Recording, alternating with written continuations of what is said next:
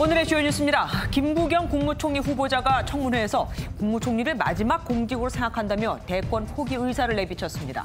라인펀드 등 가족 특혜 의혹에 대해서는 그런 식으로 어떻게 여기까지 버텼겠냐며 반박했습니다. 서울 관악구에서 20대 남성이 택시기사를 때려 쓰러뜨린 뒤에도 무차별 폭행했습니다. 법원은 이 남성에 대해 구속영장을 발부했는데 엄벌을 촉구하는 국민청원도 등장했습니다. 주점에서 마약을 하고 환각 파티를 벌인 베트남인 등 외국인 34명이 무더기로 붙잡혔습니다. 현장에선 10,000명이 동시에 투약할 수 있는 양의 마약도 발견됐습니다. 경찰이 다단계 유사수신 영업을 한 가상화폐 거래소 수사에 나선 가운데 이와 비슷한 방식으로 영업하는 또 다른 가상화폐 거래소를 MBN이 포착했습니다. 거래소 실소유자는 3년 전 장외 주식 사기 혐의로 재판에 넘겨진 전과자였습니다. 단독 보도합니다. 부실급식 논란이 거듭되자 국방부가 대책을 내놨습니다. 격리 기간 중 장병들은 카톡으로 군부대 매점 물품을 주문할 수 있고 기본 급식비도 20% 올리기로 했습니다. 중부지방을 중심으로 소나기에 비바람, 우박까지 떨어졌는데 기상청은 이런 변덕스러운 날씨가 이달 중순까지 이어질 것이라고 내다봤습니다. 이번 주말에는 중국발 황사로 전국 미세먼지 농도가 나쁨 수준을 나타내겠습니다.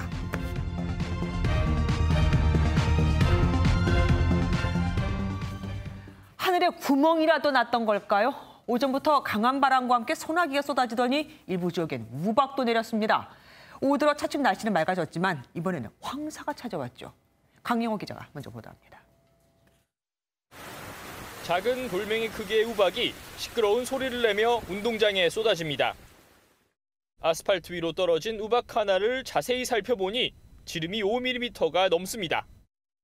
중부지방에 비구름대가 찾아온 건 오전 9시쯤. 화창하던 날씨는 순식간에 칠흑 같은 어둠으로 변했습니다. 오전 일찍 중부지방을 시작으로 일부 지역엔 강한 바람과 함께 황사가 뒤섞인 소나기가 쏟아지기도 했습니다. 시간당 10mm의 강한 소나기와 순간 풍속 시속 70km의 강풍이 중부지방과 남부지방 일부에 몰아쳤습니다. 오후 들어 차츰 비가 그치고 날씨는 맑아졌지만 이번엔 황사가 습격했습니다. 비구름의 영향으로 잠시 주춤하던 황사 농도는 순식간에 높아졌고 서울과 경기, 충남 등엔 미세먼지 경보가 발령됐습니다. 미세먼지 농도는 충남의 경우 세제곱미터당 998 마이크로그램, 경기는 892 마이크로그램까지 치솟았습니다.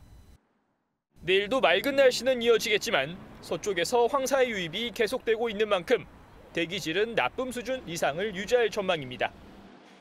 서풍을 따라 지속적으로 황사가 유입되면서 8일까지는 미세먼지 농도가 높게 나타나겠습니다. 강풍의 경우 동해안을 중심으로 계속될 수 있어 시설물 관리에 주의가 필요합니다. MBN 뉴스 강영호입니다. 계절의 여왕이라 불리는 5월에 왜 이런 날씨가 이어지는 걸까요? 폭설에 폭우, 강풍까지 좀처럼 예상이 어려운 심술궂은 이 날씨의 원인은 바로 만주에 있는 찬 공기입니다. 예측 불허의 날씨는 이달 중순까지 이어질 거라고 합니다. 권영범 기자가 자세히 알아봤습니다. 5월의 첫날 주변이 온통 하얀 눈밭으로 변한 강원 정선군 만항제의 모습입니다. 강원 산지에 지난 1999년 이후 22년 만에 5월 대설특보가 내려졌습니다. 강풍을 동반한 폭우도 계속된 가운데 강원 추풍령의 아침 기온이 86년 만에 최저치를 기록하는 등 이상기후 현상도 잇따랐습니다. 변덕스러운 날씨가 이어지는 이유는 뭘까? 만주 북쪽에 자리 잡은 찬 공기가 우리나라 주변까지 밀려오며 대기가 불안정해진 게 궂은 날씨의 원인입니다. 찬 공기가 시계 반대 방향으로 상층에 자주 들어오면서 상승 기류가 강할 땐 우박이, 찬 공기가 내려올 땐 눈이 오는 겁니다. 지상 하부의 따뜻한 공기와 지상 상부의 찬 공기가 충돌하며 소낙성 구름이 우리나라를 순차적으로 통과하게 되면서 강한 비가 내리는 곳이 많았습니다. 기상청은 이번 달 중순까지 주기적으로 비가 내리고 강한 바람과 함께 일교차가 큰 예측 불허 날씨가 이어질 것으로 내다봤습니다. MBN 뉴스 권용범입니다. 바이든 미국 대통령이 찬성 입장을 밝히면서 급물살을 탈 것 같았던 코로나19 백신의 지식재산권 면제가 커다란 걸림돌을 만났습니다. 독일이 반대하고 나선 건데 독일 제약사들이 백신 개발에 성공해 곧 출시할 예정이라 자국 기업을 챙길 수밖에 없는 겁니다. 정선민 기자가 보도합니다.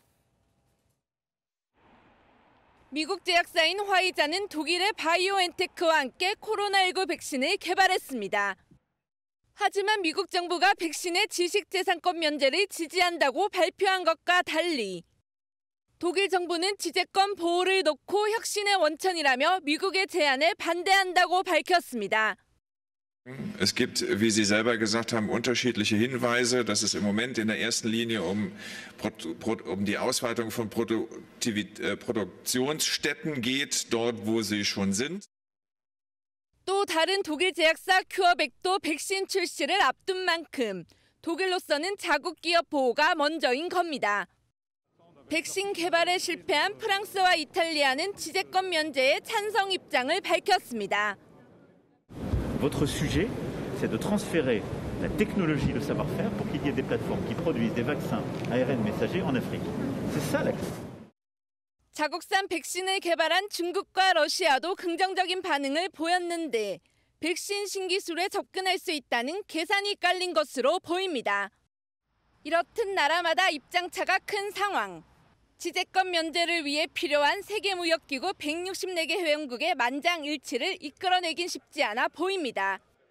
화이자와 모더나도 중국과 러시아의 신기술이 넘어갈 수 있다며 반대 입장을 분명히 밝혔습니다. 유럽연합은 오늘부터 이틀 동안 비공식 회의를 통해 백신 지재권 면제를 본격적으로 논의합니다. MBN 뉴스 정사희민입니다.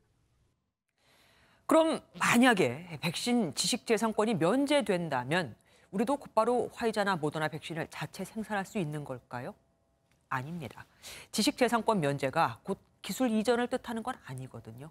전문가들은 현 단계에서 어려운 이유를 3가지로 꼽고 있었습니다. 강재묵 기자가 정리해봤습니다. mRNA 백신. 여기서 이 mRNA는 메신저 RNA의 줄임말입니다. 바이러스 단백질을 체내에 직접 주입하는 기존 백신과 달리 신체 면역 반응을 유도하는 메신저로서의 단백질을 만들어 항체가 형성되도록 유도하는 방식입니다.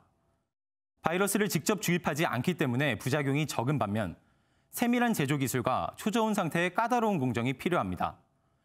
화이자 모더나 백신이 이 mRNA 백신입니다.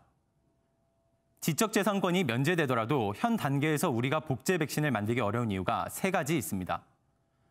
첫째, 국내 일부 제약사들이 생산 능력은 갖췄지만 제조 기술은 전적으로 화이자나 모더나에 의존해야 하는 상황입니다. 지적재산권 면제가 곧 모든 제조 기술의 공개를 의미하는 것은 아니기 때문에 우리가 독자적으로 핵심 기술을 확보하는 데는 수년이 걸릴 수도 있습니다. 국내 제약사 관계자의 설명 들어보시겠습니다. 이전까지 있었던 백신 제재하고는 기술적으로 미흡한 나라는 좀 아쉽지만 그림의 떡일 수 있다는 거예요. 두 번째는 효소 등 백신의 원료와 부자재를 확보하느냐가 관건인데 벌써부터 세계적 품귀 현상이 빚어지고 있습니다. 미국은 국내 수요를 충당하기 위해 백신 원 부자재 반출을 금지하는 행정명령을 내렸는데 이마저 풀어질지는 아직 미지수입니다. 셋째, 이런 장벽을 극복하고 카피 백신을 만들었다고 해도 제품을 우리가 바로 쓸 수 있을지는 또 다른 문제입니다. 지적재산권 면제는 백신 최빈국을 위한 국제 지원책인데 국내 제약사가 생산했다고 해서 OECD 선진국인 우리가 바로 사용하게 되면 국제사회의 지탄을 받을 수 있습니다. 지적재산권 면제가 우리에게 기회인 것은 맞지만 넘어야 할 산은 아직 많은 모습입니다. MBN 뉴스 강재묵입니다. 서울 노량진 수산시장에서 집단 감염이 발생했습니다. 지금은 18명. 하지만 여기서 일하는 관계자만 해도 수천 명이라 오고 간 손님까지 합하면 그 숫자는 가늠이 안 됩니다. 울산에서 유행 중인 영국 변이 바이러스에 감염되면 중증으로 가는 비율이 일반 코로나19 바이러스보다 몇 배나 더 높은 것으로 나타났습니다. 강세영 기자가 취재했습니다. 서울 노량진 수산시장입니다. 지난달 30일 이곳에서 첫 확진자가 나온 뒤 상인과 가족 등 18명이 확진 판정을 받았습니다. 방역당국은 시장 근무자 2,600여 명을 대상으로 진단검사를 했고 일부 매장은 영업이 중단됐습니다. 확진자가 나온 매장은 전원 폐쇄했습니다. 저기 인근 매장은 2차 조사를 다시 실시해라. 수도권과 울산 등 경상도 지역에서 확산세가 이어지며 신규 확진자는 525명을 기록했습니다. 특히 울산에서 유행 중인 영국 변이 바이러스가 전파력뿐만 아니라 중증도에도 영향을 미치고 있어 방역당국이 긴장하고 있습니다. 확진 판정 후 중증 환자가 되는 비율은 0% 수준인데 울산시는 영국 변이 바이러스의 경우 이 비율이 3%에 육박한다고 밝혔습니다. 감염에 취약한 고령층의 외부 접촉이 늘어나는 5월이 고비가 될 수 있다는 우려가 나옵니다. 특히 요양병원 시설의 경우 이번 주말 어버이날을 맞아 면회객 증가에 대비해서 감염 관리를 더욱 강화해 주실 것을 부탁드립니다. 방역당국은 신규 확진자를 500명 아래로 내리기 위해 특별 방역을 강화하겠다고 밝혔습니다. MBN 뉴스 강선입니다. 김부겸 국무총리 후보자의 이틀째 인사청문회에선 예상대로 김 후보자 사위와 둘째 딸이 가입한 라인펀드가 쟁점이 됐습니다.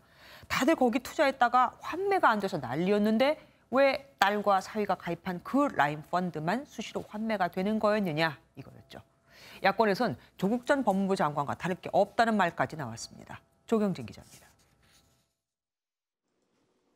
이틀째 이어진 라인펀드 의혹에 김부겸 후보자는 편법을 부렸다면 여기까지 어떻게 버텼겠느냐며 정치적 프레임이라고 맞섰습니다. 지금 제가 무슨 그게 아까 뭐 조금이라도 뭐 이런 막 캥기는 게 있거나 이런 것 같으면 뭐 저는 내용이라도 알아보려고 하겠지만 관련 증인과 참고인이 대거 참석하면서 청문회 분위기도 뜨거웠습니다. 김 후보자 사위에게 펀드를 판매한 전 대신증권 센터장은 특혜 의혹을 부인했지만 환매 신청은 했는데 그때 환매 중단이 되었습니다. 현재 손실 중에 있습니다. 참고인으로 출석한 라인펀드 사태 피해자 대표는 눈물로 울분을 토했습니다. 피해자들이 사실 테티스 11호를 알게 됐을 때 진짜 경악을 했습니다. 그때 피해자들한테는 2천억 피해를 입히고 조국 흑서의 저자 김경률 경제민주주의 21 대표는 김 후보자의 태도가 조국 전 법무부 장관과 다르지 않다며 비판 수위를 높였습니다. 정경심 교수 사건, 조국 전 장관 부인 WFM 주식이에요. 근데 이 테티스하고 똑같이요. 중요한 거는 미공개 정보를 이용해서 이득을 취하거나 펀드에 가입하는 당시 조국 장관 후보께서도 어디에 투자했는지 몰랐다. 결국은 이제 김부겸 후보께서 지금 말씀하고 계시는 테티스 11호 펀드에 대해서 딸의 일이다, 사위의 일이다 이런 것들도. 반면 김 후보자는 사위 일이라며 논란을 해소하는 데 주력했습니다. MBN 뉴스 조경진입니다.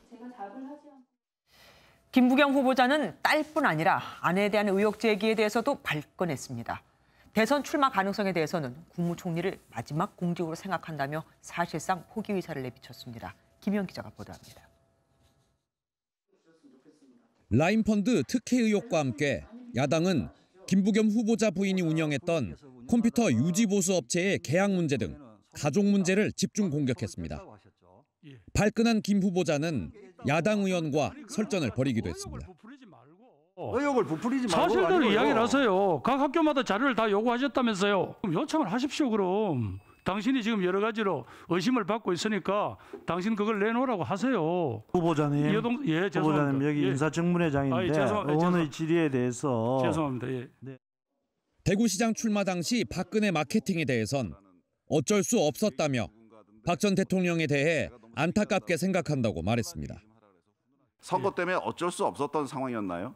출마해 보셨죠? 대통령하고 척을 져서 지역이 망한다는데 그걸 뭐라고 이야기를 해야 되겠습니까? 박근혜 전 대통령에 대해서는 어떻게 생각하십니까? 뭐 안타깝게 생각합니다. 안타깝게. 예. 김 후보자는 또 총리가 된다면 마지막 공직이라고 생각한다며 다음 대선 출마 가능성은 부인했습니다. 김 후보자에 대한 인사청문 일정이 마무리되면서 여야는 5월 국회 본회의에서 인준안을 표결에 붙일 예정입니다. MBN 뉴스 김현입니다. 부실 위험으로 판매가 중단된 라인펀드를 다시 팔게 해달라고 청탁한 혐의를 받는 윤갑근 전 대구고검장에게 1심에서 실형이 내려졌습니다. 서울 서부지방법원은 오늘 알선수재 혐의로 재판에 넘겨진 윤 전 고검장에 대해 피고인이 돈을 받고 친분이 있는 우리은행장을 만나 판매가 중단된 라인펀드 재판매를 부탁한 것이 인정된다며 징역 3년과 추징금 2억 2천만 원을 선고했습니다. 폭행 영상이 온라인상에 퍼지며 가해자를 엄벌해달라는 국민청원까지 등장했던 서울 관악구 택시기사 폭행 사건의 가해자가 결국 구속됐습니다. 폭행 이유는 택시기사가 마스크를 쓰라고 해서였습니다. 김태림 기자가 보도합니다. 남성 2명이 뒷문이 열려있는 택시 뒤에서 서성입니다. 한 남성이 길에 쓰러져 있는 택시기사에게 다가오더니 주먹질을 하기 시작합니다. 무차별 폭행은 경찰차가 오는 순간까지도 이어졌습니다. 그젯밤 서울 관악구의 차도에서 20대 남성이 택시기사를 폭행하는 사건이 일어났습니다. 이 남성은 이곳에서 택시기사를 폭행하다 출동한 경찰에 현행범으로 체포됐습니다. 체포 당시 남성은 경찰에게 침을 뱉기도 했습니다. 치면서 지나가는 차를 방해할 정도로 때리시더라고요. 때려서 넘어뜨렸어요. 주먹으로 얼굴 쪽을 계속 뭐라고 하면서 때리더라고요. 폭행 영상이 온라인에서 확산되면서 청와대 국민청원 게시판에는 해당 남성을 엄벌해달라는 청원도 올라왔습니다. 이 남성은 오늘 영장 심사를 받기 위해 법원에 출석했는데 취재진의 질문에 아무 대답도 하지 않았습니다. 혹시 왜 때리신 거예요? 피해자한테 하실 말씀 없으세요? 네. 결국 법원은 도주의 우려 등으로 이 남성을 구속했습니다. 이 남성의 신병을 확보한 경찰은 자세한 범행 이유에 대해 조사할 방침입니다. MBN 뉴스 김태림입니다. 외국인 전용 주점에서 마약을 흡입한 채 환각, 술 파티를 벌인 베트남인 등 34명이 적발됐습니다. 외국인 사이에서만 은밀하게 마약 거래가 이루어졌기 때문에 단속이 쉽지 않았습니다. 정지훈 기자가 취재했습니다. 새벽 시간 해경특공대원이 건물 계단을 빠르게 오르며 한 외국인 주점에 진입합니다. 망치로 문을 두들기고 잠긴 유리문을 깨고 들어갑니다. 사방을 에워싼 검거 작전에 주점 안에서 베트남 국적 외국인 등 34명이 붙잡혔습니다. 너희 모두는 마약류 관리법 위반 현행범으로 체포된 거다. 자리에는 조금 전까지 마약을 흡입했던 접시가 발견되고 맥주캔이 널브러져 있습니다. 집합금지 명령 때도 10시 이후에 문 잠가놓고 장사를 하니까 외국인들이 하루에 보면 한 30-40명씩 왔다 갔다 하고 그랬거든요. 주로 20에서 30대 남녀가 어울렸는데 불법 체류자와 이주 여성도 있었습니다. 외국인 동포들하고 같이 놀고 있을 때 그때 이제 더 즐겁게 놀기 위해 이걸 먹으면 더 즐겁고 신이 난다. 그것 때문에 또 스트레스를 다 잊을 수 있다. 그래가지고 먹었다고 합니다. 현장에선 10,000명이 동시에 투약할 수 있는 대마와 필로폰, 알약 등이 나왔습니다. 해경은 베트남 국적의 20대 판매책 등 8명에 대해 구속영장을 신청했습니다. 해경은 국내 체류 외국인들 사이에 마약이 더 퍼졌을 것으로 보고 수사를 확대하는 한편 이들에게 마약을 공급한 총책을 쫓고 있습니다. MBN 뉴스 정춘우입니다. 경기도 연천에서 하천 정비 작업을 하던 50대 굴착기 운전자가 물 운동에 빠져 숨졌습니다. 북한 전차를 막으려고 하천에 설치한 함정, 그러니까 대전차 장애물이라고 하죠. 여기 빠진 것으로 보이는데 유가족들은 주의 표시도 없었다며 분통을 터뜨렸습니다. 김민수 기자가 보도합니다. 경기도 연천군 차탄천에서 수색 작업이 한창입니다. 어제 오전 8시쯤 하천 정비공사 현장으로 이동하던 굴착기가 균형을 잃고 쓰러졌다는 119 신고가 접수됐습니다. 굴착기 운전자는 수색이 시작된 다음 날 오전 사고가 발생한 지점 인근 하천에서 숨진 채 발견됐습니다. 운전자는 55살 최모 씨로 사고 당시 혼자서 작업을 하다가 하천 아래 설치된 3m 깊이의 대전차 장애물 내부에 빠진 것으로 보입니다. 유가족들은 최 씨가 대전차 장애물 상판을 굴착팔로 두드린 뒤에 그곳이 딱딱한 시멘트 바닥이라고 생각하고 이동했다가 상판이 붕괴되면서 떨어졌을 것이라고 주장했습니다. 이들은 연천군이 이런 위험을 미리 알리지 않아 화를 키웠다고 토로했습니다. 아버지를 찾으시려고 하는 와중에 이제 그 함정을 저희가 발견을 한 거고 아예 만들어 놓고 그냥 인지 자체를 못 하신 것 같아요. 연천군 관계자는 대전차 장애물의 존재 여부를 모르고 있었다며 사과했습니다. 그 전에 그거 있는지를 몰랐죠. 인지를 못하고 있었어요. 경찰은 굴착기가 하천 시설물에 걸려 쓰러졌는지 등 정확한 사고 경위와 안전수칙 준수 여부 등을 조사하고 있습니다. MBN 뉴스 김민수입니다. 경기도 용인에 있는 조경업체 기숙사에서 원인을 알 수 없는 불이 나 직원 2명이 숨졌습니다. 경남 창원의 폐지 공장에서도 화재가 발생해 폐지 100톤을 태우고 1시간 반 만에 진화됐습니다. 윤기란 기자가 보도합니다. 창문이 난 외벽이 새까맣게 그을렸습니다. 어제 오전 11시 20분쯤 용인의 한 조경업체 기숙사에서 원인 모를 불이 났습니다. 불은 번지지 않고 내부에서 자연 진화한 것으로 알려졌는데 안에선 50대와 40대 직원이 불에 타 숨진 채 발견됐습니다. 출근 시간이 지나도 이들이 회사에 나오지 않자 기숙사를 찾아간 동료 직원이 발견해 경찰에 신고했습니다. 경찰차가 들어가더라고. 저기를 왜 들어가냐고 이제 했더니 불이래잖아. 형님 동생 해갖고 참 좋았었어. 경찰은 숨진 이들이 서로 다퉜는지를 비롯해 타인에 의한 살인과 방화 등 모든 가능성을 열어놓고 수사하고 있습니다. 다툼의 가능성도 있어 보이기는 해요. 근데 단정할 수 없는 게 다른 가능성에 대한 수사가 지금 완벽하게 된 상황이 아니기 때문에. 소방관들이 화염이 가득한 공장 안에서 진화 작업을 펼칩니다. 오늘 새벽 1시쯤 경남 창원의 한 폐지 공장에서 큰 불이 나 폐지 100톤 등을 태우고 1시간 30여 분 만에 꺼졌습니다. 주변에 공장이 밀집해 있었지만 다행히 불이 번지지 않았고 인명피해도 없었습니다. 소방당국은 잔불을 정리하는 대로 정확한 화재 원인을 조사할 방침입니다. MBN 뉴스 윤기란입니다. 어린 세 자녀를 학대하고 이 중 두 아이를 살해한 뒤 암매장한 이른바 원주 3남매 사건의 20대 아버지에게 살인죄가 적용돼 징역 23년형이 확정됐습니다. 당시 범행을 방조한 친모는 아동학대 치사 혐의가 적용돼 징역 6년형이 최종 결정됐습니다. 1심에선 살인 혐의가 인정되지 않았는데 바뀐 겁니다. 임성재 기자입니다. 지난 2016년 20대 남성 황모 씨는 강원도 원주의 한 모텔방에서 생후 5개월 된 둘째 딸을 두꺼운 이불로 덮고 방치해 숨지게 했습니다. 3년 뒤엔 생후 9개월인 셋째 아들이 운다는 이유로 목을 눌러 잔인하게 살해했습니다. 당시 아내 광모 씨도 범행을 방조했고 숨진 딸과 아들을 남편과 공모해 산에 묻었습니다. 결국 각각 살인과 아동학대 치사 혐의 등으로 재판에 넘겨진 황 씨와 곽 씨에게 대법원은 징역 23년형과 징역 6년형을 확정했습니다. 관건은 부부의 미필적 고의를 인정할 수 있는지 여부였습니다. 1심은 합리적인 의심을 할 여지가 없을 정도로 혐의가 입증되지 않았다고 판단해 살인 등 혐의에 대해 무죄 판단을 내렸습니다. 하지만 2심은 피고인들이 검찰 조사 과정에서 범행을 자백했던 점 등을 토대로 미필적 고의로 인한 살인 혐의가 충분히 인정된다고 판단했습니다. 대법원도 원심의 판단에 법리를 오해한 잘못이 없고 양형도 과중하지 않다고 봤습니다. 대법원은 잔혹한 범죄를 저지른 부부가 유일한 생존 자녀인 첫째 아들에게 가한 아동학대 혐의 등도 인정했습니다.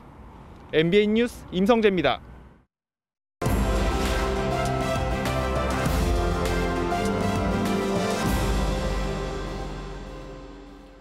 키워드를 살펴보는 오늘의 화제 빅뉴스 시간입니다. 오늘은 오지회 기자와 함께하겠습니다. 어서 오십시오. 네. 어떤 키워드 준비하셨습니까? 네, 첫 키워드는 누나의 호소입니다. 누나가 어떤 호소를 했길래 이렇게 온종일 하루 종일 이렇게 온라인상에서 화제가 된 겁니까? 네, 지난달 동생을 잃었다며 고인의 누나라고 주장한 작성자가 단 댓글입니다. 사고 당일에는 조카들과 영상통화를 했는데 마지막 일주 꿈에도 몰랐다. 악소리 한 번 못 내고 그 자리에서 즉사했다. 그러면서 같은 사고가 더 이상 일어나면 안 된다며 관련해서 청와대 국민청원 글을 독려했습니다. 아니 어떻게 동생이 숨졌길래 악소리도 못 냈다는 겁니까? 네, 이 동생은 지난달 22일 평택항에서 개방형 컨테이너에 300kg짜리 지지대에 깔려 숨진 24살 이선호 씨입니다.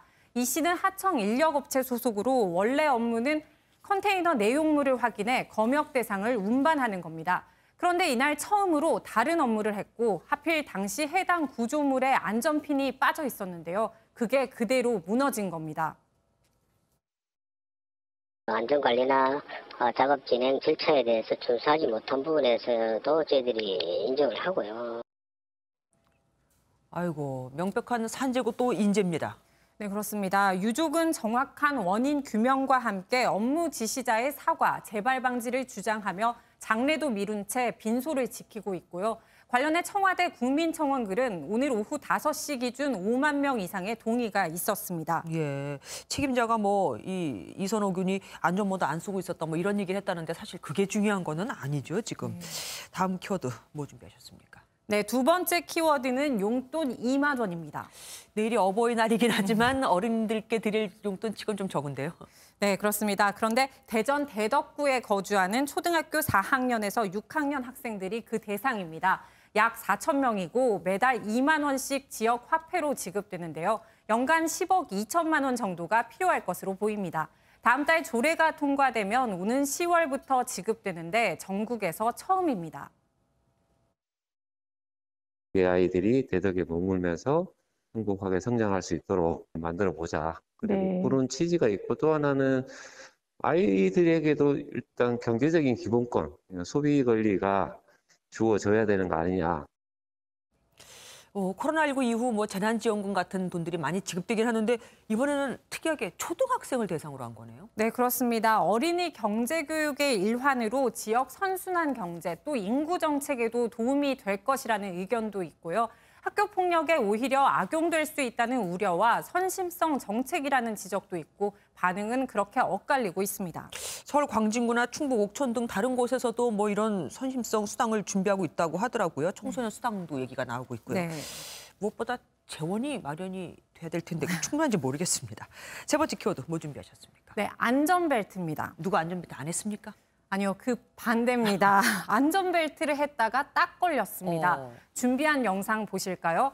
미국 오하이오주의 상원 의원들이 화상회의를 하는 장면입니다. 그런데 오른쪽에 좀 하얀 상의를 입은 한 의원을 유심히 살펴보세요. 시선도 이상하고 또 두리번거리면서 화면이 자주 바뀌죠. 예, 안전분자라고 표정도 뭐 좀 불안해 보이고 그리고 무엇보다 가슴에 안전벨트를 하고 있네요, 진짜. 네, 맞습니다. 그런데 안전벨트 뒤에 있는 배경을 보세요. 갈색 옷장과 화분, 또 벽에 걸린 그림 등으로 꾸며진 이 방이 영락없는 가정집입니다. 네. 화상회의 필터로 배경을 바꿨긴 한데 미처 안전벨트는 숨기지 못했습니다. 운전 중이었던 겁니다. 여론의 문매를 맞는 이유는 이 회의 성격에 있습니다. 운전 중 딴짓을 하지 못하게 하는 법안, 그러니까 인터넷 생방송이나 사진 촬영 등 휴대폰 사용을 금지하는 법안 통과 여부를 논의하는 자리였기 때문입니다. 운전 중 화상회의 금지도 넣었어야 하는 게 아닌가 싶기도 합니다. 아니면 뭐 진한 회색 옷을 입고 있던지요. 마지막 키워드 뭡니까? 네, 마지막 키워드는 대선 후보입니다. 예.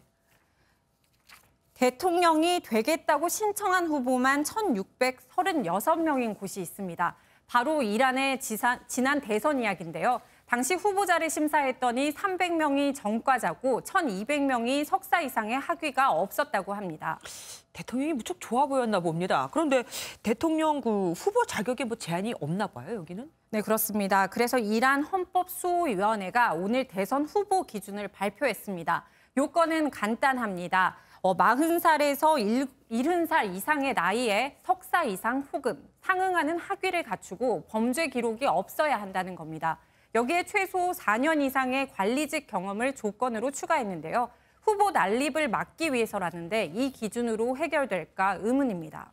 우리나라는 예치금 3억 원인가 넣고 10% 미만 득표하면 그 예치금 다 잃잖아요. 네. 어쩌면 우리가 더 나을지도 모르겠습니다. 오늘 말씀 여기까지 드릴게요. 오지혜 기자와 함께했습니다. 브라질 빈민가에서 경찰과 마약 조직 간의 대규모 총격전이 벌어졌습니다. 조직원들이 가정집으로 숨어들어 격렬하게 저항한 건데 경찰관 1명과 마약 조직원 24명이 숨졌습니다. 김지영 기자입니다. 브라질 리우데자네이루의 한 빈민가. 사방에서 총소리가 들립니다. 무장한 경찰이 골목 이곳저곳에서 삼엄한 경계를 펴고 옥상에 올라 빈민가 일대를 구석구석 살핍니다. 브라질 경찰이 마약 조직의 근거지인 리우데자네이루 북부의 한 빈민가를 덮쳤습니다. 탈출로가 막히자 조직원들이 가정집으로 숨어들며 격렬히 저항하면서 대규모 총격전으로 번졌습니다. Volta de umas 8h pouca da manhã, o meliante invadiu a minha casa. Como eu moro na comunidade, eu não tenho como botar para fora, entendeu? Já estava baleado, ferido, e logo assim atrás chegou as polícias. Nisso eles entraram, Perguntaram se tinha alguém, eu só balancei a cabeça aqui. 이 과정에서 경찰관 1명과 마약 조직원 24명 등 25명이 사망했습니다. 마약과 무기 밀매, 인신매매 등에 연루된 정황을 파악하고 마약 조직 단속에 나선 경찰은 용의자 10명을 검거했습니다.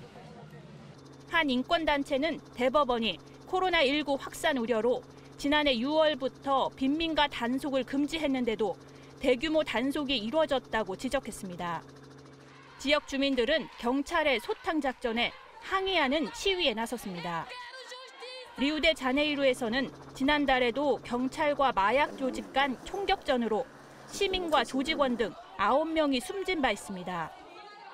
MBN 뉴스 김지영입니다. 미국에서 중학교 1학년 여학생이 학교에서 총을 쏴 3명이 다쳤습니다. 우리 학제로는 초등학교 6학년에 불과합니다. 사고가 이렇게 잇따르고 있지만 미국의 일부 주는 총기 규제를 오히려 풀고 있습니다. 면허 없이도 총기를 휴대할 수 있도록요. 이기정 기자가 보도합니다. 미국 아이다호주의 한 중학교. 학생들이 황급히 건물을 빠져나오고 부상자가 구급차로 옮겨집니다. 현지 시간 6일 오전 9시쯤 중학교 1학년 여학생이 가방에서 권총을 꺼내 쏘기 시작했습니다. 미국의 중1은 우리나라 초등학교 6학년에 해당합니다.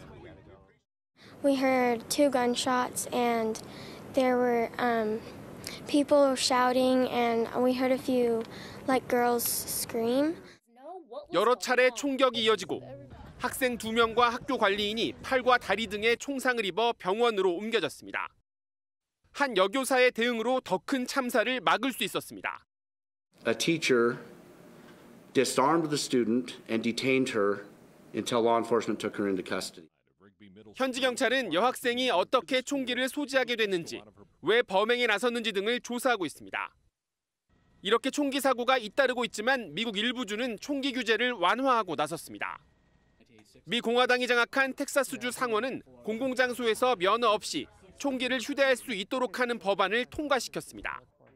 법이 시행되면 신원조회나 훈련 없이도 총기 소지자라면 누구나 총을 휴대할 수 있게 됩니다. MBN 뉴스 이기종입니다. 휴가를 다녀와 코로나19 감염 우려로 격리 중인 장병에게 지급된 급식입니다. 반찬이라고는 떡볶이 몇 점, 그리고 또 오이 한 쪽, 이 정도입니다.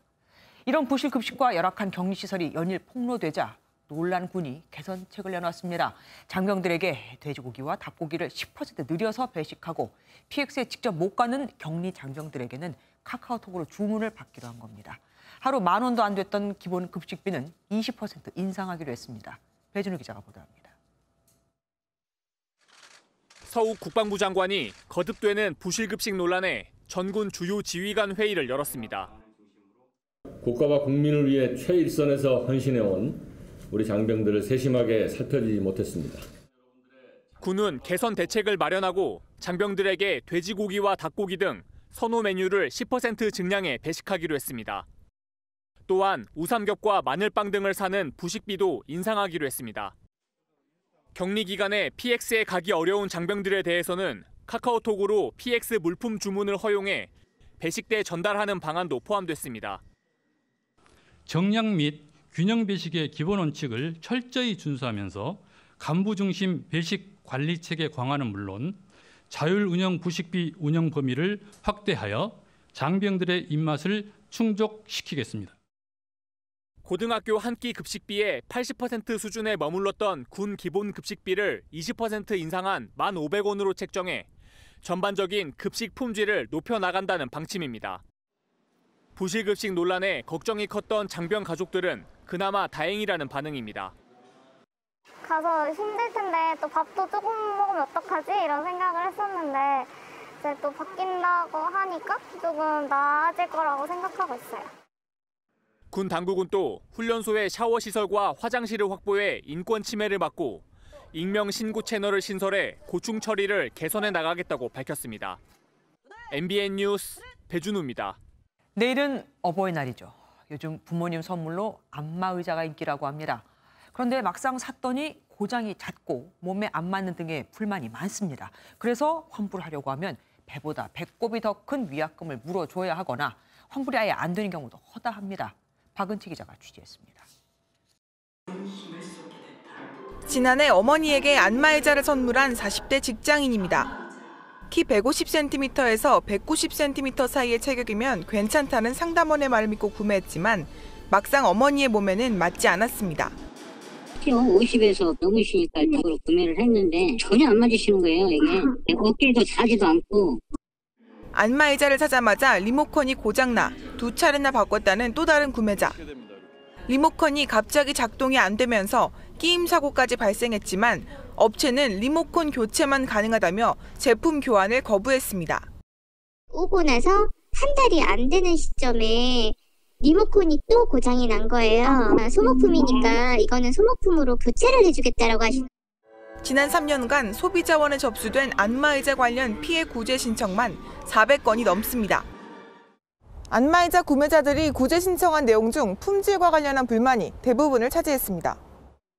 업체 측은 이용자가 느끼는 통증이 주관적이라며 책임을 회피하기 일쑤입니다. 상황에 따라서 그 고객분의 얘기를 들어보고서 판단하셔서 하는. 매달 일정 비용을 내는 렌털 계약에선 중도 해지 시 과도한 위약금 등이 주로 문제가 됐습니다. 소비자 규칙세로 인해서 계약을 해지하게 될 경우에는 그에 따른 위약금이 많이 발생을 할 수가 있습니다. 렌탈 계약 전에 계약 내용과 해지 비용 등을 꼼꼼하게 확인하는 것이 필요합니다. 공정위는 어버이날을 앞두고 안마의자에 대한 소비자 피해 주의보를 발령하고 구매 전 미리 체험해 볼 것을 당부했습니다. MBN 뉴스 박은채입니다. 경찰이 가상화폐 거래소란 이름을 내걸고 다단계식으로 유사수신 영업을 한 V글로벌이라는 업체를 대대적으로 수사하고 있죠. MBN이 비슷한 형태로 운영되는 또 다른 가상화폐 거래소를 포착했습니다. 이 회사 실소유주는 3년 전 장외 주식 사기로 구속됐던 사기 전과자였습니다. 박유영 기자가 단독 보도합니다.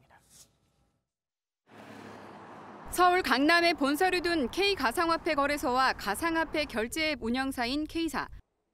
한 회사처럼 운영되는 두 곳 모두 A코인을 주로 취급하는데 코인을 사서 묻어두면 고수익을 낼 수 있다고 권합니다.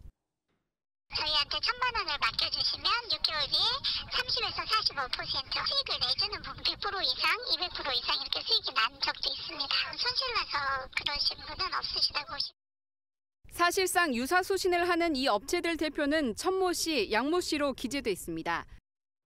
하지만 진짜 오너는 2018년 장외주식 사기 혐의로 검찰에 구속 기소된 피사 회장 출신 A씨입니다. 당시 피해자 수천 명에 피해 규모는 수천억대로 알려졌지만 보석금 1억 원을 내고 석방돼 아직 재판이 진행 중입니다. 그렇게 풀려난 A씨는 K사에서 매일 전 직원 회의를 주재하고 영업을 직접 챙기고 있었습니다. 영업 지금 30억 줬다 했거든요. 20억 이상 안 할 생각이니까 BEP 달성하고 영업을 열심히 하셔야 돼요. 욕심을 좀 내셔. 총매출 이런 거는 매장에 총괄하고 한 달에 50억에서 60억 정도 영업하는데 코인 판매뿐 아니라 단기 차익금까지 다 받더라고요. 특히 장외주식 사기 사건 당시 함께 일했던 임직원 상당수가 그대로 옮겨서 K사에서 활동 중인 것으로 알려졌습니다. 이 회사 굉장히 영업 사원들 보면 영업한다고 자산가도 싶은데 마지막에 막 앉아가고 있거든. 절대로 이 사람 노숙이 보면 안 돼. K사 측은 불법 의혹에 대해 사실이 아닌 부분이 있다면서도 다음에 답하겠다고만 했습니다. 금융당국과 경찰은 가상화폐 투자를 빙자한 사기 피해가 급증하고 있다며 거듭 주의를 당부하고 있습니다. MBN 뉴스 박영입니다.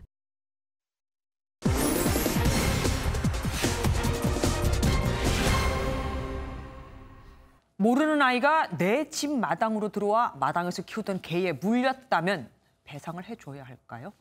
관련 사례 하나가 인터넷상에 올라왔는데 책임 소재를 놓고 공방이 일고 있습니다. 사실 확인해서 정태훈 기자가 배상을 해줘야 되는지, 해준다면 얼마나 해줘야 되는지 알아봤습니다. 며칠 전 인터넷 커뮤니티에 한 견주가 글을 올렸습니다. 지나가던 8살짜리 아이가 자신의 집 마당에 있던 개에게 접근해 돌을 던졌다가 물려 응급실을 가게 됐는데 아이 측 부모가 자신에게 책임을 묻는다는 내용이었습니다. 이를 두고 가만히 있는 남의 집 개를 괴롭힌 거니 할 말 없는 거 아니냐는 의견과 개가 아이를 해치려 했으니 책임이 있다는 의견이 맞서고 있습니다. 이런 경우 과연 개 주인에게도 과실이 있는 건지 확인해봤습니다. 이 현행법상 자신의 동물이 타인에게 해를 입혔을 때 배상 책임은 명시돼 있습니다. 하지만 주인이 얼마나 주의를 기울였느냐에 따라 상황은 달라지는데요. 마당에 차단 시설이 있거나 이 개가 집 밖으로 스스로 나가지 못하도록 어떤 조치가 돼 있다면 사실상 배상 책임은 없습니다. 이번 사례를 살펴봐도 마당 주위에 울타리가 존재했고 개가 목줄을 차고 있었는데도 아이가 울타리를 넘어 들어간 만큼 오롯이 아이의 부모 과실에 해당되는 거죠. 단 설치되어 있는 울타리가 차단 역할을 제대로 했는지 여부는 한번 따져볼 필요가 있습니다. 경계가 애매해 어린아이가 생각 없이 드나들 수 있을 정도였다면 주인에게도 일부 책임은 생길 수 있습니다. 물론 그렇다 하더라도 배상의 정도는 아주 작을 것으로 판단됩니다. 취재 결과 남의 집으로 들어와 개에 물렸을 경우 개 주인의 책임도 있다는 명제는 대체로 사실이 아니다로 판단됩니다. 사실 확인 정태웅이었습니다. 요즘은 호남이 인기네요. 새로 선출된 여야 지도부가 1시간 차이로 광주 5.18 묘역을 찾아 호남 표심 잡기에 나섰습니다. 송영길 민주당 대표는 광주가 민주당의 뿌리라며 쇄신을 다짐했고 김기현 국민의힘 대표대행은 사죄와 함께 역사적 책임감을 강조했습니다. 노태영 기자입니다. 송영길 대표와 윤호중 원내대표 등 더불어민주당 지도부가 취임 뒤 처음으로 광주를 찾았습니다. 5.18 당시 광주에서 고등학교를 다녔던 송 대표는 개혁과 쇄신을 강조했습니다. 우리 국민들의 삶을 지켜내는 집권 여당다운 유능한 개혁, 민주당을 만들겠다는 생각으로 우리 5.18 영령 앞에 당 지도부는 현장 최고위원회의를 열고 광주는 민주당의 뿌리라며 문재인 정부의 성공과 정권 재창출을 다짐했습니다. 국민의힘 김기현 대표 권한대행도 당 지도부와 함께 5.18 묘역에서 고개를 숙이고 희생자와 유가족에게 깊이 사죄한다고 말했습니다. 다시는 반복해서는 안 될 우리 역사를 잘 치유하고 민주 영령들의 그 뜻을 승계 발전시켜 나가는 것이 역사적 책임이라고 생각합니다. 김 대행은 앞서 원내대표 경선 과정에서도 호남 출신 인사들을 전면에 배치하겠다며 호남 끌어안기를 약속했습니다. 민주당은 국민의힘 지도부의 광주 방문을 환영한다며 이미 처리된 5.18 관련 허위사실 유포행위를 처벌하는 법안에 협조를 당부한다고 밝혔다가 착오가 있었다고 정정했습니다. MBN 뉴스 노태현입니다. 더불어민주당은 대선 6개월 전에 후보를 결정하도록 돼 있는데 이걸 미루자 선출 시기를 놓고 논란이 커지고 있습니다. 야당보다 2달이나 미리 뽑아놓을 필요가 있느냐는 건데 현재 여당 내 지지율 1위를 달리는 이재명 지사 측에서 공개적으로 처음으로 반대하고 나섰습니다. AI 앵커가 보도합니다. 김주하 AI 앵커입니다. 더불어민주당의 당원 88조 1항입니다. 대통령 후보자의 선출은 대통령 선거일 전 180일까지 해야 한다. 다만 상당한 사유가 있을 때에는 당무위 의결로 달리할 수 있다고 되어 있습니다. 민주당 일부에서 대선 후보 선출을 180일 전이 아닌 120일 전, 다시 말해 9월 초가 아닌 11월 초로 연기하자는 주장이 제기됐습니다. 서울시장 선거에서 보듯이 일찍 후보를 정하면 집중 공격 대상이 될 수 있고 승리에 실패할 수 있다는 것인데 김두관 의원은 물론 이낙연, 정세균 측도 내심 동조하는 모양새입니다. 이제 집단 면역이 이제 가시적 성과가 조금씩 나타날 겁니다. 그때 경선을 해도 충분히 늦지 않다. 내정까지 거론했던 이재명 지사 측에서는 당원을 바꿔 후보를 낸 것이 선거 패배의 원인이었다며 강하게 반발했습니다. 지금처럼 정상적으로 해도 이길 수 있다면 연기할 이유가 없잖아요. 지금처럼 그냥 하면 이길 수 있는데. 이와 관련해 송영길 당대표는 경선 일정 조정은 가능하지만 모든 대선 후보의 동의가 필요하다며 조심스러운 입장을 보이고 있습니다. 대선 막판까지 야권 단일화 가능성이 거론되면서 경선 일정 조정이 민주당에 파열음을 내고 있습니다. 지금까지 김주하 AI 앵커였습니다.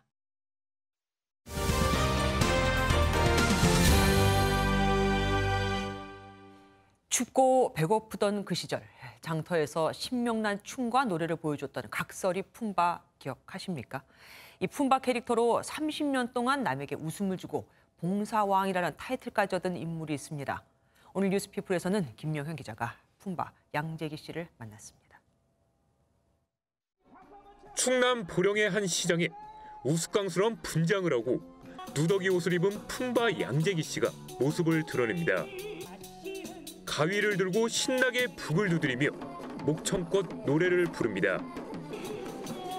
순식간에 썰렁했던 시장이 손님의 주민들까지 모여 북적거립니다.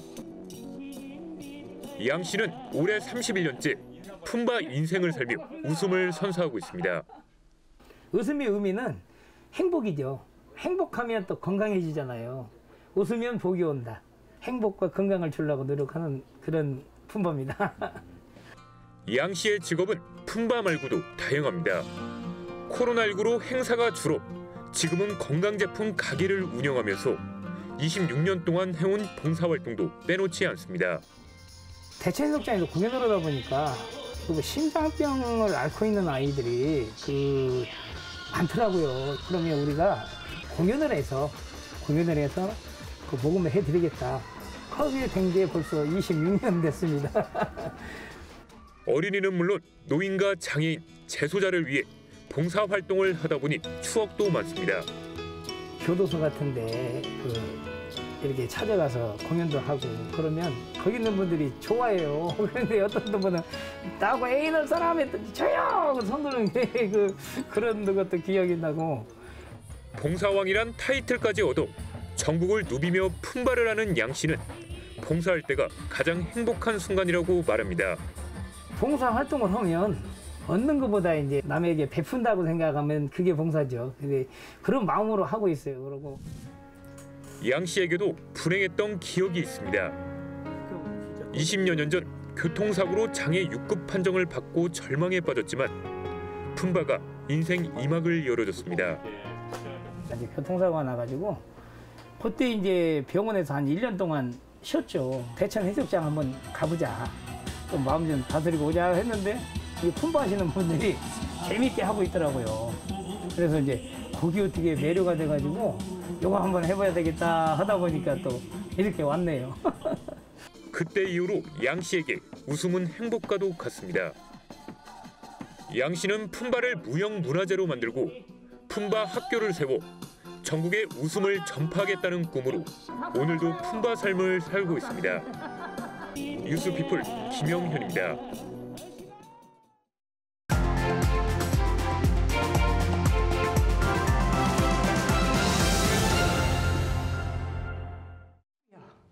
Because you have one of the finest minds I've ever met. It just so happens that my mind is finer.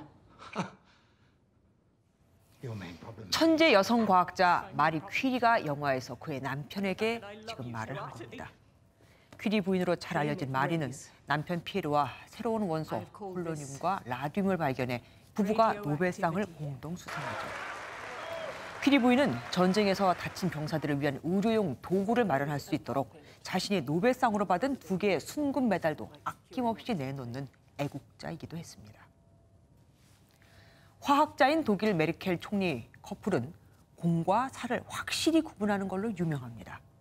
남편 오하임 자우어는 아내 취임식조차 자기 실험실에서 TV로 지켜볼 정도. 여행을 갈 때도 아내 메르켈은 총리 전용기를 타지만 남편은 저가 비행기를 타고 따로 갑니다. 어느 여당 의원이 국회 청문회에서 임혜숙 과학기술정보통신부 장관 후보자에 대해 퀴리 부인과 같은 위대한 과학자라고 역성을 들었죠. 임혜숙 후보자 부부가 퀴리나 메르켈 커플과 마찬가지로 과학자인 건 분명합니다. 하지만 삶의 궤적이나 태도엔 큰 차이가 있습니다. 제자들이 쓴 논문 18편에 남편 이름을 버젓이 제1저자로 올린 거나 해외 출장 때 가족 동반을 관행이라고 주장한 걸 보면 공과 사에 대한 분별력이 있나 의심스럽기까지 하죠. 직업 공무원인 박준영 해양수산부 장관 후보자 부부가 사들인 1250여 점의 도자기 사진이 신문에 나온 날에는 신안 앞바다에서 또 보물선이 나왔나 했습니다. 밀수를 단속하는 해경청이 바로 이 해수부 장관 소속입니다. 특별 공고를 받은 세종시 아파트를 실거주가 아닌 시세 차익 목적으로 활용한 노형우 후보자가 국토부 장관의 적임인지도 의문이고요.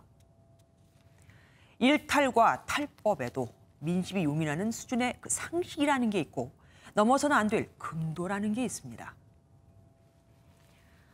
새로운 인물이 등장할 때 국민은 이번만은 다르겠지 하며 기대 섞인 환상에 들뜹니다.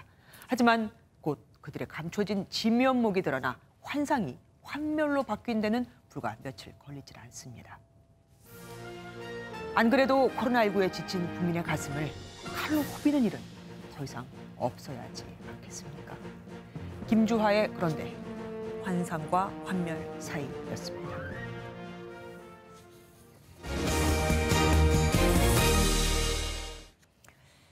지난해 어버이날에도 부모님을 못 뵈었는데 지난 추석과 설에 이어 이번 어버이날에도 또 부모님 손 한 번 못 잡아볼 분들이 꽤 많습니다.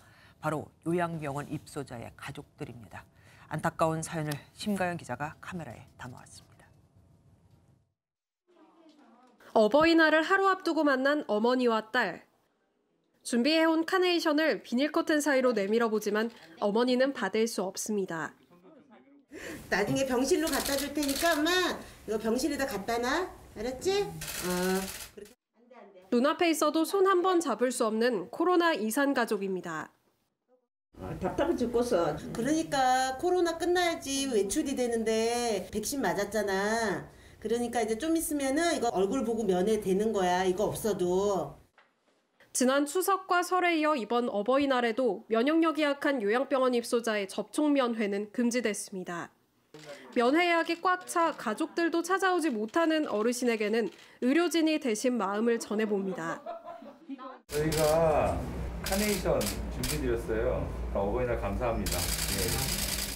방역당국이 5월 중으로 백신 2차 접종 완료자의 대면 접촉 면회를 허용하겠다고 발표했지만 정확한 시기는 아직 미정인데다 2차 접종까지 마친 인원은 아직 전 국민의 0.8%뿐입니다. 백신 접종이라는 부분이 좀 차질 없이 진행이 되고 그 상황에서 아마 좀 더 적극적인 면회가 가능할 것이라고 봅니다. 조금만 더 참아주시고. 기약 없는 생이별에 어버이날에도 가족들의 고통스러운 기다림은 이어지고 있습니다. MBN 뉴스 심가현입니다.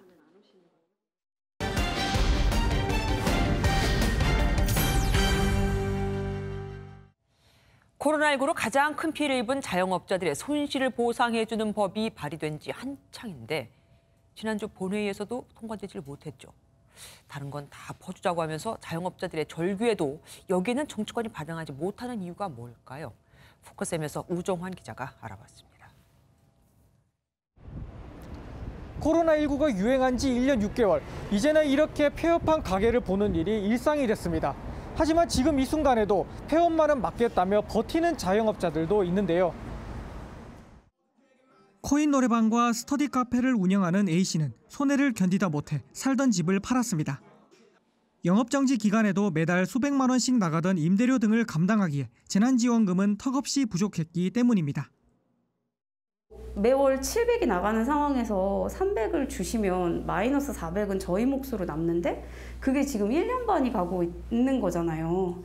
재난지원금으로 어떤 손해가 벌충된다? 그거는 좀 어불성설인 것 같고. 자영업자들은 국가의 행정명령으로 입은 손실에 대해서는 정부가 보상해줘야 한다고 주장합니다. 반토막, 4분의 1토막 그러는데 거의 그냥 제로 상태입니다. 1년 4개월 이상 죽으라는 소리지. 이거는 솔직한 얘기로 상식이 있는 정부 같으면 이렇게 안 할 겁니다. 제가 보기에는 상식이 없는 거고. 이들의 목소리는 얼마나 전달됐을까? 손실보상 소급 적용을 요구하는 목소리에 국회는 잇따라 법안을 발의했습니다. 하지만 몇 달간의 진통 끝에 지난주에 열린 본회의에서조차 법안은 이곳 회의장 문턱을 넘지 못했습니다. 정부가 재정 부담을 이유로 강하게 반대하고 있기 때문입니다. 정부로서는 소급표를 인정하는 것이 쉽게 의견을 같이 하기가 어렵다는 측면이 있다는 것을 말씀드립니다. 4차에 걸친 재난지원금이 60조 원가량 들었는데 손실보상 소급 적용이 이뤄질 경우 보상액이 100조 원에 이를 수 있다는 예상이 나오는 만큼 적은 규모는 아닌 게 사실입니다. 정부는 해외 사례도 없다는 입장입니다. 선진국 어디도 저희처럼 입법적으로 보상 근거를 갖춘 나라는 없습니다. 손실보상법 통과 농성을 나는 최승재 국민의힘 의원은 정부의 말장난이라고 분노합니다. 외국은요, 이런 사례 법률적인 조치를 취할 필요가 없었어요. 충분한 보상을 했으니까. 왜 법을 만듭니까? 충분한 보상을 했어요. 소급 절차를 밟을 필요도 없죠. 해외 사례를 조사해보니 프랑스는 매출 손해 전액을 보상해주고 일부 국가는 입법이 아닌 정부 차원에서 행정명령에 따른 손실을 보상해주는 걸로 알려졌습니다. 정부 여당이 손실보상 소급 적용에 적극 나서되 시급하지 않은 다른 예산을 조정하는 운용의 묘가 필요하다는 지적입니다. 개인의 사적 재산의 제한은 계속 하시면서 보상은 할지 말지 결정을 안 했다는 게 너무 좌절감이 드는 점이죠. 포커스 M이었습니다. 운전할 때 갑자기 튀어나온 야생동물 때문에 놀란 적 있으시죠? 특히 이번 달과 다음 달, 그러니까 5월과 6월은 더 조심해야 합니다.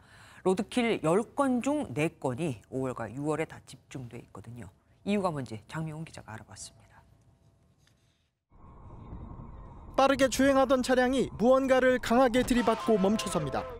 뭐야 이거? 뭐야? 동물이야 뭐야? 도로를 건너는 동물을 발견하고 급정거와 함께 핸들을 들다 차가 뒤집힐 뻔하기도 합니다. 모두 주행 중 차량 블랙박스에 찍힌 로드킬 사고입니다. 최근 5년간 고속도로에서 발생한 로드킬 사고는 8,600여 건으로 이 중 42%가 이맘때쯤인 5, 6월에 집중돼 있습니다. 날씨가 따뜻해지면서 나들이 차량이 늘어난 데다 야생 동물의 활동이 왕성해지는 시기가 맞물려 로드킬 사고가 잦은 겁니다. 동물을 발견하고 당황해 핸들과 브레이크를 급하게 조작하는 것은 2차 사고로 이어질 수 있습니다. 또 충돌 후 사체를 직접 처리하거나 도로 한가운데 정차하는 것도 위험합니다. 차에서 내려서 조치하려다가 뒤에서 오는 차에 사고당해서 사망하거나 크게 다치는 사고도 있습니다. 우선 안전한 갓길에 차를 세우고 전문가들은 야생동물 보호와 안전한 주행을 위해선 야생동물 출몰 위험 지역에서는 서행하는 운전 습관이 가장 중요하다고 지적합니다. MBN 뉴스 장명훈입니다. 오전에는 우박까지 동반된 요란한 비가 쏟아졌는데 오후 들어서는 황사가 전국을 뒤덮었습니다. 충남 서해안에는 황사 경보가, 서울에는 미세먼지 경보가 내려졌는데요. 북서쪽에서 바람을 타고 짙은 황사가 계속해서 유입됩니다. 어버이날인 내일도 황사가 계속되면서 전국의 미세먼지 농도는 종일 매우 나쁨 수준을 나타내겠습니다.